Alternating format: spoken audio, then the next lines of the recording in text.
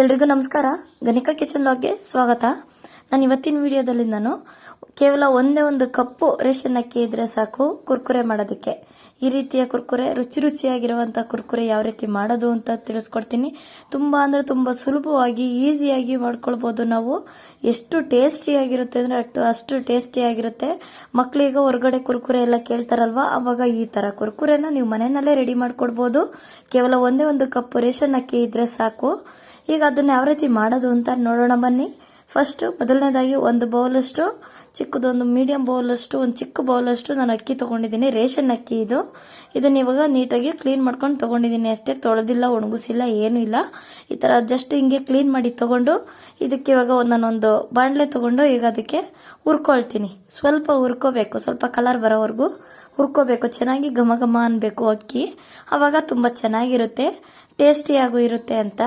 ನಾನು ಇದನ್ನ ಇವಾಗ ಮಾಡೋದು ಹೆಂಗೆ ಅಂತಂದ್ರೆ ತೋರಿಸ್ತಾ ಇದ್ದೀನಲ್ಲ, ಅದನ್ನ ಕೊನೆವರೆಗೂ ಯಾರು ಎಲ್ಲ ವಿಡಿಯೋ ಸ್ಕಿಪ್ ಮಾಡ್ದಿರಾ ಕೊನೆವರೆಗೂ ನೀವು ನೋಡಿ, ಅವಾಗ ನಿಮಗೆ ಗೊತ್ತಾಗುತ್ತೆ ಯಾವ ರೀತಿ ಮಾಡ್ತೀನಿ ಅಂತ. ಯಾರು ಎಲ್ಲಿ ವಿಡಿಯೋ ಸ್ಕಿಪ್ ಮಾಡ್ದಿರಾ ನೋಡಿ. ಹೊಸಬ್ರು ಯಾರಾದ್ರೂ ಹಂಗೆ ವಿಡಿಯೋ ನೋಡ್ತಾ ಇದ್ರೆ ಇನ್ನೂ ಸಬ್ಸ್ಕ್ರೈಬ್ ಮಾಡ್ಕೊಂಡಿಲ್ಲ ಅಂದ್ರೆ ತಪ್ಪದೆ ಈಗಲೇ ಸಬ್ಸ್ಕ್ರೈಬ್ ಮಾಡ್ಕೊಳ್ಳಿ. ನೋಡಿ, ಹಿಂಗೆ ಹುರ್ಕೋಬೇಕು, ನೀಟಾಗಿ ಕೈ ಆಡಿಸ್ತಾ ಇರಬೇಕು. ಸೀಸ್ಬಾರ್ದು ಅಕ್ಕಿ ಸೀಸ್ಕೋಬಾರ್ದು. ನೀಟಾಗಿ ಚೆನ್ನಾಗಿ ಸ್ವಲ್ಪ ಕಲರ್ ಬರೋವರೆಗೂ, ಬಣ್ಣ ಬರೋವರೆಗೂ ಕೂಡ ಹುರ್ಕೋತಾ ಇರಬೇಕು. ಚೆನ್ನಾಗಿ ಸ್ವಲ್ಪ ನಾನು ಹೈ ಫ್ಲೇಮಲ್ಲಿ ಇಟ್ಕೊಂಡೆ ಹುರ್ಕೋತಾ ಇದ್ದೀನಿ. ಮಕ್ಕಳೆಲ್ಲ ಹಠ ಮಾಡ್ತಾರೆ ಕುರ್ಕುರೆ ಬೇಕು ಅಂತ. ಅವಾಗ ಈ ತರ ನೀವೇ ಮನೆಯಲ್ಲಿ ಮಾಡ್ಕೊಡ್ಬೋದು. ಸ್ನ್ಯಾಕ್ಸ್ ಲೆಕ್ಕಕ್ಕೆ ಮನೆಯಲ್ಲೇ ಮಾಡ್ಕೊಟ್ರೆ ತಿಂತಾರೆ ಮಕ್ಕಳು, ಖುಷಿಯಿಂದ ತಿಂತಾರೆ. ನೋಡಿ, ಇವಾಗ ಅಕ್ಕಿ ಈ ತರ ಕಲರ್ ಆದ್ಮೇಲೆ ನಾನೀಗ ಮಿಕ್ಸಿ ಜಾರ್ಗೆ ಹಾಕೊಂಡು ನುಣ್ಣಗೆ ಪೌಡ್ರ್ ಮಾಡ್ಕೊಂಡು ಬರ್ತೀನಿ. ನೋಡಿ, ಈ ತರ ಕಲರ್ ಆಗಿದ್ದೇವೆ. ಅಕ್ಕಿ ಕಲರ್ ತೀರಾ ಸೀಲೂಬಾರ್ದು, ಹಸಿನೂ ಇರಬಾರ್ದು, ಕಲರ್ ಆಗಿರ್ಬೇಕು.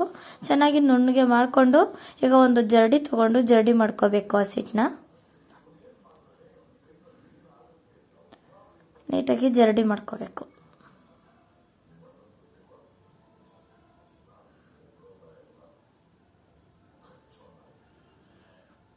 ನೋಡಿ, ಇಷ್ಟು ಬಂದಿದೆ ಅಷ್ಟೇನೆ. ಸ್ವಲ್ಪ ತರಿ ಇದೆ, ಅದೆಲ್ಲ ಏನೋ ಬೇಡ.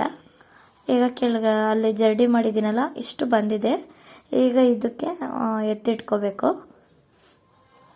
ಸ್ವಲ್ಪ ಕಡಲೆ ಇಟ್ಬೇಕು ಮೇನ್. ಈಗ ಒಂದು ಬೌಲಲ್ಲಿ ಹಾಕೊಂಡಿದ್ದೀನಿ. ಸ್ವಲ್ಪ ಒಂದು ರುಚಿಗೆ ತಕ್ಕಷ್ಟು ಉಪ್ಪು ಹಾಕೊಳ್ತಾ ಇದ್ದೀನಿ. ಜೊತೆಗೆ ನಾನು ಕಡಲೆ ಹಿಟ್ಟು, ಬಜ್ಜಿ ಬೋಂಡಾಗೆ ಮಾಡ್ತೀವಲ್ಲ, ಅದು ಕಡಲೆ ಹಿಟ್ಟನ್ನು ಹಾಕೊಂಡಿದ್ದೀನಿ, 1-2 ಸ್ಪೂನ್ ಅಷ್ಟು.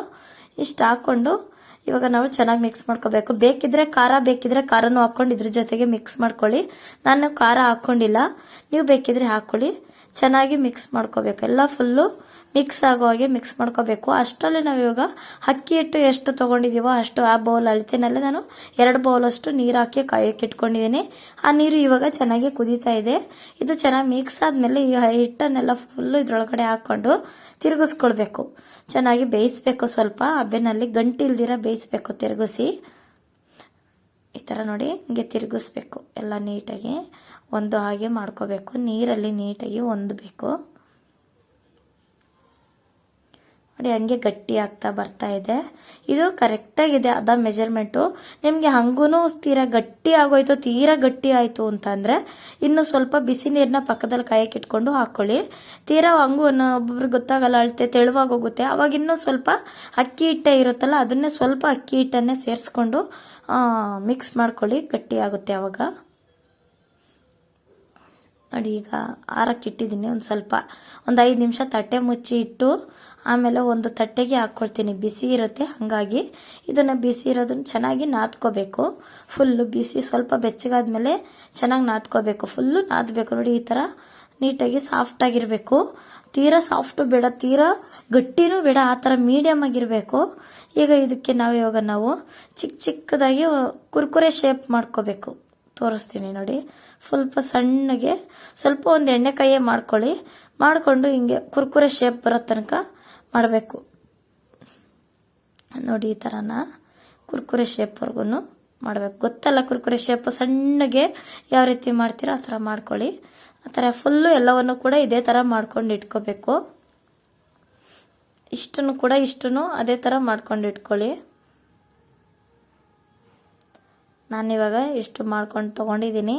ಈ ಥರ ತುಂಬ ತೀರಾ ದಪ್ಪ ಬೇಡ, ತೀರಾ ಸಣ್ಣನೂ ಬೇಡ, ಮೀಡಿಯಮ್ ಆಗಿ ಒಂದು ಸ್ವಲ್ಪ ಸಣ್ಣಕ್ಕೆ ಇರಬೇಕು.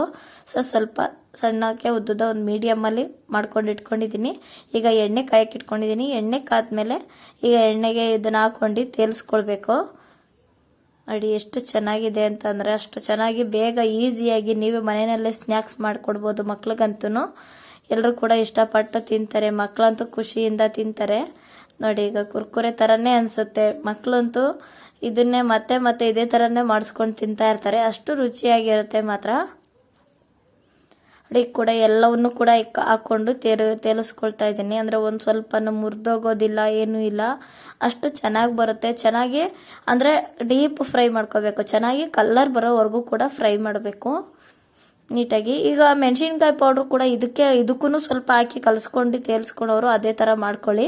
ಹಿಟ್ಟಿಗೆ ಹಾಕ್ಕೊಂಡು ಸ್ವಲ್ಪ ಹಾಕ್ಕೋಬೋದು. ಮೇಲ್ಗಡೆನೂ ಈಗ ಸ್ವಲ್ಪ ನಾನು ಈಗ ಮೇಲ್ಗಡೆ ಮಾತ್ರ ಖಾರದ ಪುಡಿ ಹಾಕ್ಕೊಳ್ತಾ ಇದ್ದೀನಿ.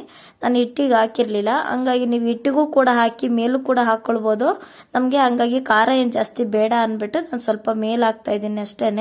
ನಮ್ಮ ಮನೇಲಿ ಮಕ್ಳು ಖಾರ ಇಷ್ಟಪಡಲ್ಲ, ಹಂಗಾಗಿ ಮಕ್ಳಿಗೋಸ್ಕರನೇ ಈ ಥರ ಮಾಡಿದ್ದು. ನೋಡಿ ಸ್ವಲ್ಪ ಖಾರದ ಪುಡಿ ಹಾಕ್ಕೊಂಡು ಚೆನ್ನಾಗಿ ಮಿಕ್ಸ್ ಮಾಡಿಬಿಟ್ರೆ ಸ್ವಲ್ಪ ಉಪ್ಪು ಅಲ್ಲೇ ಹಿಟ್ಟಿಗೆ ಹಾಕಿರ್ತೀವಿ, ಸ್ವಲ್ಪ ರುಚಿಗೆ ತಕ್ಕಷ್ಟು ಉಪ್ಪು ಹಾಕಿರ್ತೀವಿ. ಈಗಲೂ ಇನ್ನೂ ಸ್ವಲ್ಪ ಮತ್ತೆ ಮೇಲೆ ಹಾಕಿದ್ದೀನಿ.